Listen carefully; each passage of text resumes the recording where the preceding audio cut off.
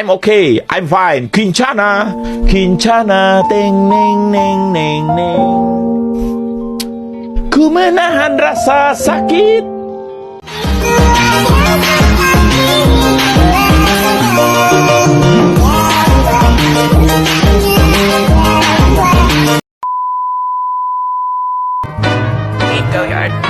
I got so much motherfucking design on right now.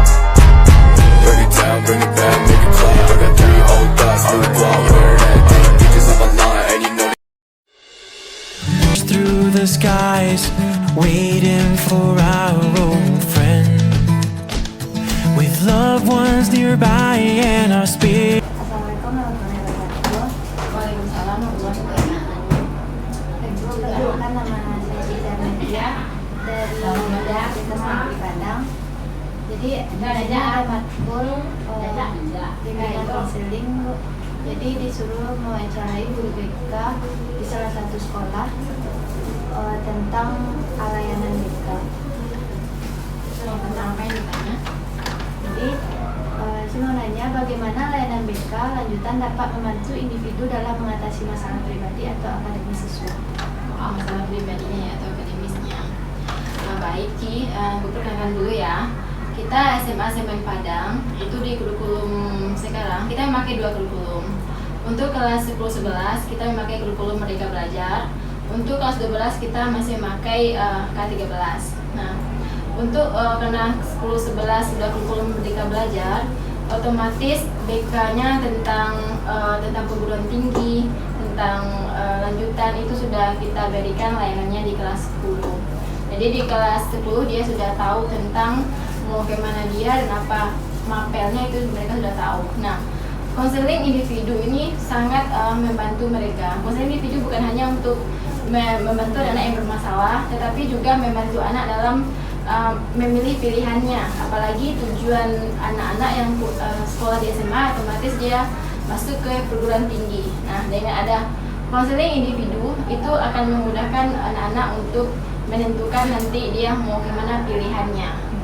Nah, jadi anak-anak yang datang ke BK ini bukan hanya anak yang bermasalah, tapi kebanyakan anak-anak yang mau konsultasi, mau yang konseling tentang masa depan dia, dan juga dia ada juga tentang pribadi, itu banyak yang datang ke BK. Sehingga membantu anak-anak itu dalam kehidupan dia, kehidupan pribadi dia. Berarti kalau kelas 10 itu bukan IPS itu Pak? Enggak, karena kurikulum Merdeka Belajar itu mereka bebas memilih mapelnya sesuai dengan pilihan jurusan yang mereka ambil.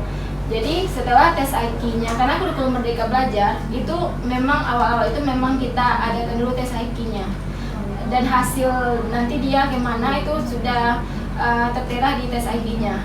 Jadi kalau sudah ketahui hasil nanti dia mau jurusan apa, itu kita langsung melakukan memberikan layanan atau sosialisasi nantinya. Nah, kalau dia diarahkan ke dokteran, otomatis dia kelas 11 nanti mengambil mapel sesuai dengan jurusannya tersebut. Jadi memang sudah kita arahkan dari kelas 10.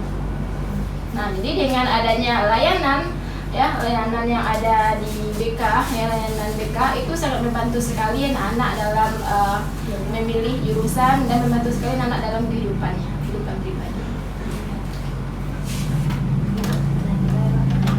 Apa perbedaan antara konseling kelompok dan konsultasi dalam konteks layanan kesejahteraan psikologi siswa?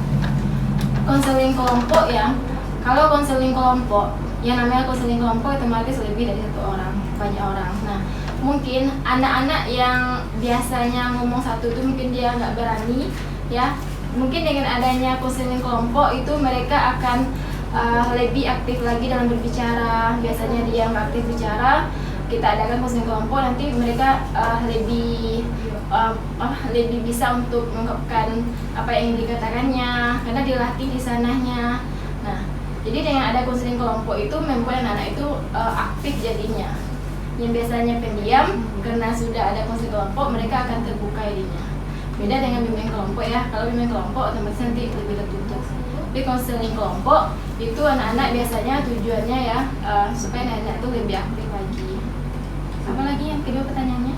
Yang belum Ketiga, konseling kelompok. bagaimana mediasi Enggak, berperan. yang masih konseling kelompok itu. Pertama kan konseling kelompok kan apa tujuannya? Terus kontak dan layanan kesejahteraan psikologis siswa. Nah itu tadi yang biasanya anak itu yang pendiam. Nah yang kita setelah kita adakan konseling kelompok itu, sehingga anak-anak itu yang biasanya pendiam muncul dia, aktif dia lagi. Karena sama-sama belajar di dalamnya itu. Kan kita membuat kelompok bimbingan itu kan yang pertama mungkin kita lihat, kita kumpulkan membentuk kelompok itu kan banyak caranya kan. Mungkin kita melakukan konseling kelompok itu, kita lihat dulu. Yang pertama kita bagikan sebuah angket nanti ya membentuknya itu. Nah dalam angket itu mungkin kita buat di sana misalnya anak yang sulit komunikasi. Nah setelah angket itu kita bagikan, dapat kena tanyakan. Setelah dapat, kita kumpulkan dia jadi kelompok. Itulah konseling kelompok. Nah, jadi dengan konseling kelompok itu anak yang angketnya awalnya nggak bisa ngomong, kita adakan konseling kelompok, kita kasih materinya nanti tentang bagaimana aktif dalam komunikasi. Nah, sehingga dia nanti setelah konseling kelompok dia bisa komunikasi itu lancar jadinya. Jadi sebelum konseling kelompok itu kita buat, kita tentukan dulu. Kita cari anak-anaknya dulu. Nah, anak-anaknya yang apa? Mungkin kita berikan angket ini yang ibu bilang tadi ya, yang saya bilang tadi itu mungkin dalam konteksnya kita membentuk kelompok itu anak yang komunikasinya kurang lancar. Nah, kita bagikan angket itu. Dari angket itulah kita bentuk beberapa kelompok. Jadi kita adakanlah mungkin konseling pertama ini kelompok ini, ya dengan anak-anak yang komunikasinya kurang lancar. Kita kasih nanti materi di sana di kelompok, sehingga nanti mereka dengan adanya kursus kelompok yang berkelanjutan sehingga dia menjadi aktif lagi. Mungkin itu. Nanti kalau ada masalah pribadi, Kalau masalah pribadi jangan di konseling kelompok. Ya, kalau masalah pribadi itu kita mungkin konteksnya bukan konseling kelompok. Kalau konseling kelompok itu kan masalahnya kan dipilih gitu kan. Beda dengan bimbingan kelompok gitu ya. Konseling kelompok ya masalah itu dipilih, tapi mungkin lebih cocoknya itu memang di konseling individu gitu kan. Kalau konseling kelompok yang nama konseling ya sama dengan individu juga, tapi dia ada bentuk kelompok gitu kan. Otomatis yang tetap kita pilih anaknya dulu. Tapi untuk masalah yang lebih urgen itu baiknya mungkin tindak lanjutnya di konseling individu. Kalau di konseling kelompok itu belum terpecahkan. Kan di konseling kelompok kan kita juga menentukan satu temanya kan gitu kan. Misalnya temanya terpilih dengan masalah yang ini. Otomatis kita ada azasnya konseling kan, nggak boleh kita kasih tahu ke orang lain gitu kan, kita tekankan. Iya, dengan kelompoknya itu. Nah, tapi mungkin yang lebih bagusnya mungkin konseling individu. pertanyaannya Bu, bagaimana mediasi berperan dalam menyelesaikan konflik antar kelompok? Ya, yang namanya mediasi otomatis kita lebih dari 2 orang ya. Kita di sana itu mediasi bagaimana untuk mendamaikan kedua belah pihak itu. Nah, dengan hadirnya kedua belah pihak otomatis nanti akan ketemu titik terangnya. Jadi mediasi ini memang sangat sangat penting dalam layanan BK karena ada dua kelompok atau 2 orang lebih yang kita temukan sehingga nanti kita temukan nanti titik terangnya. Berarti beda dengan Yang mana? yang kelompok. Nah, beda. Kalau konseling kelompok itu kita membuat lingkaran. Kalau mediasi mungkin kita memang tertutup kali ya. Mungkin kita bisa panggil mungkin di ruangan BK. Tapi kalau konseling kelompok mungkin kita di ruangannya lebih besar lagi. Kalau mediasi mungkin pihak yang bersangkutan tersebut mungkin ada 3 orang pihak 3 orang. Kalau konseling kan terdiri dari 8 ya. Iya 8. Tapi kalau mediasi kan enggak kita patokan gitu. Yang penting ada orang yang bermasalah 2 itu. Tapi kalau konseling kan kita ada patokannya. Mungkin terdiri dari satu kelompok itu 6 atau 8 orang. Tapi kalau mediasi enggak perlu kita tunggu sampai 8 orang baru kita mediasi, enggak. Tapi kalau mediasi itu kalau orangnya ada satu masalah dengan pihak ini langsung aja kita mediasi ya. Enggak perlu kita tunggu berkelompok dulu. Berarti yang ada masalah gitu. Iya, ada masalah misalnya si A, si B nggak bisa dia selesaikan, mungkin dia mediasi. Bisa kita adakan mediasi. Dan Bu, apa tujuan utama dari layanan advokasi dan kontak? Advokasi itu apa ya?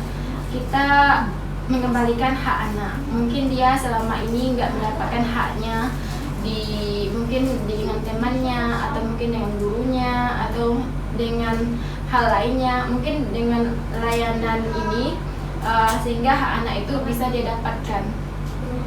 Hak yang dia dapatkan tuh dia dapat gitu. Itulah layanan tersebut gunanya gitu. Jadi kita nggak hanya mendengarkan orang lain, tapi kita juga mendengarkan dari dia sendiri ya. Bagaimana layanan BK dapat mengintegrasikan berbagai pendekatan untuk memberikan dukungan bagi bagi siswa? Layanan BK, yang namanya BK otomatis kita hubungan kita dengan anak itu sangat erat sekali ya, simpati, empati, kita mengetahui tentang anak. Kalau BK sendiri nggak ada simpati, empati, otomatis kita nggak akan tahu apa masalah anak ya.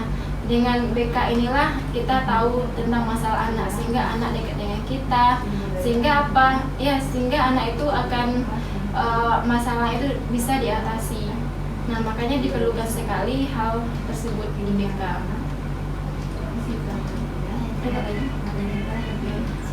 Ya. Terima kasih sudah menonton dan sampai jumpa. Please,